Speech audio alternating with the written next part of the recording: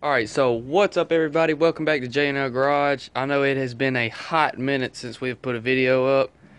A lot of stuff's been going on this summer since we got out of school.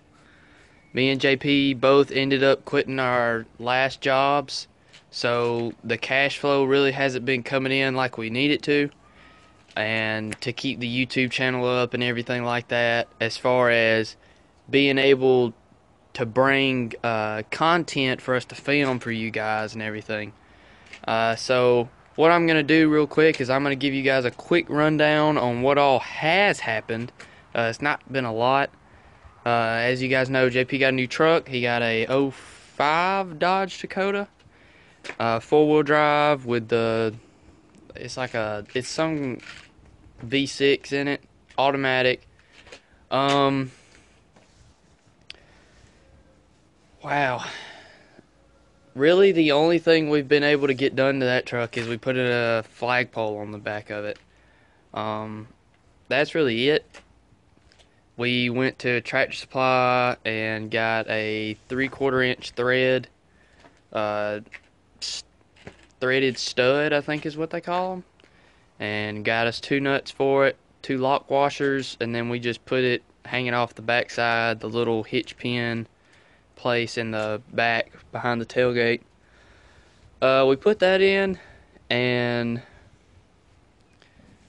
I really think that's it for the Dakota. JP's been working a lot. He got him a full-time job. I'm hopefully starting college here in the fall, probably around August. So I actually just found me another job about 3 or 4 weeks ago, so the cash is finally rolling back in. JP's got his going again, and we're trying to catch up on things that we've fallen behind on here since we lost our job. Well, we quit our jobs. And so I'm going to give you guys a quick update on my truck. Really nothing has happened on it either. Pretty much I've rewired the sub boxes in my truck, and also I have put on some towing mirrors. And I've been wanting tires and wheels for this thing. This thing is really looking like it skipped leg day, something serious. But I haven't had the money. But hopefully that's going to change. And so, as you can see, I really like the mirrors. The only bad thing I have about them is I ordered electric and heating towing mirrors, and Amazon sent me manual towing mirrors, completely manual. There's nothing like, there's no electric part about them at all. So I ended up trying to get them sent back and get my electric and heating towing mirrors, but they ended up telling me that it was going to take about 3 months to get my electric and heated towing mirrors in if I sent these back. And the only other option was for them to refund me the money difference between the electric towing mirrors and the manual towing mirrors. So that's what I done, and I got half the money back for it. So that was okay for me. And I got some more things I'm going to do to it today. Some little things that I've always wanted for it. I think like both these items together cost me like $40. So I got them as a package deal. So that's what we're going to be doing today, now that I got you guys all caught up. And stay tuned. So this is what came in the mail today. This right here is a hitch brake light cover. And all it does is it plugs into your flat 4-pin adapter, except for it only works as a brake light, so that's the only part it needs as far as switch wise. And it's got the little Ram logo and everything on it. And I got both of these from a bully dealer on Amazon, so both of these. A nice little lockable fuel door here. Got some more keys I get to put on my keyring now. And so yeah, we're going to be putting both of these on. I mean, it's not going to be a big difference as far as visual wise, but I mean, you know, it's going to be a little bit. And it's something that I can film for you guys. I would have filmed putting the towing mirrors on, but really at the time I wasn't feeling it. And it's not a real big act of Congress to put that on, but I mean, this is going to be a lot easier than anything else. But I might end up doing a video whenever I'm eventually gonna get my electric and heated towing mirrors put on. That's gonna be way down the road. I might eventually film them and then you guys will get to see. But it's a pretty self-explanatory process putting those mirrors on. But now I'm gonna go ahead and throw this hitch brake light in. And then we're gonna do the fuel door. Alright, so first things first, obviously. You got to get it out of the box, and then I already had a trailer ball sitting in the back of mine that I use to pull trailers and stuff with. So I already have a pin and a little Carta key right there. So basically this thing works exactly like, a towing ball.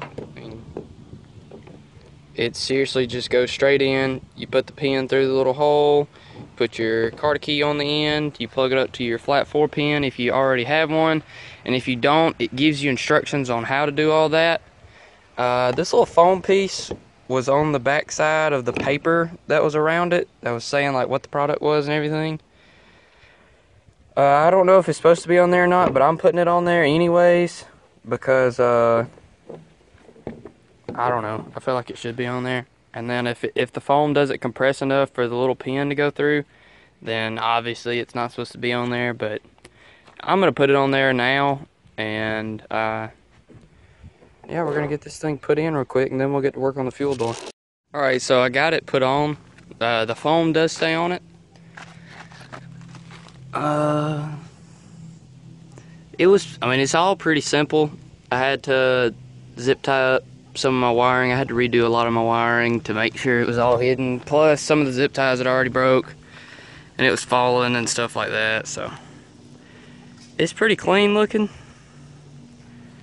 And I'm gonna give you guys a night view of it tonight, and let you guys see how bright it is. I hope it's really bright. I hope it's not over bright past like the tailgate bar or anything like that. But hopefully it's bright enough to where you can actually see the Ram logo really easily. So now, this is the part I've been waiting for. I like the Ram logo, the hitch brake light cover. It looks a whole lot better than just a regular old hitch ball back there, but this is the one I've been waiting for. I've actually already brought some of the tools up here. Excuse the chickens.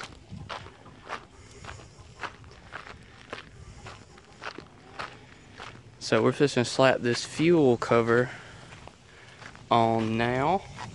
Okay, so so far I haven't really had any troubles with getting the gas door cover off and everything like that. Make sure to keep up with your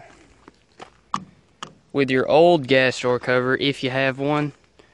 All it is two, I think they're Torx head 30 bolts. And they're just in the side of it right here. And you take those off, and then your whole gas door cover will come off.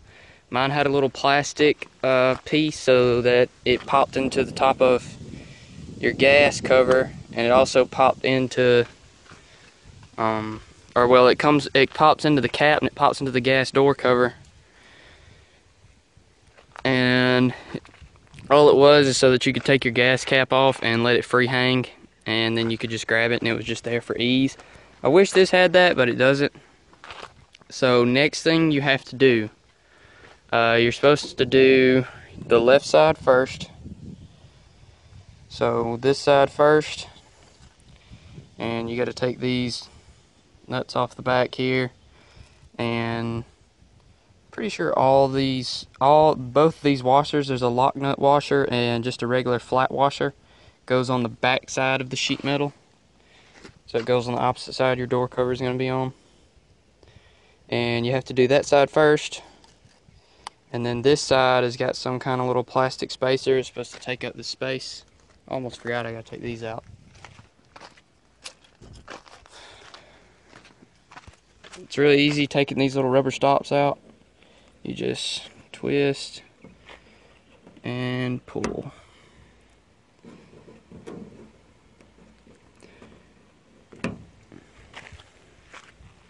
And just sit these in here on my old gas door cover. Now bring this back. And it's really nice. They actually give you 4 keys for this thing. So I'm going to keep one on my key ring, and then the other 3 will probably stay in my room somewhere. So, yeah,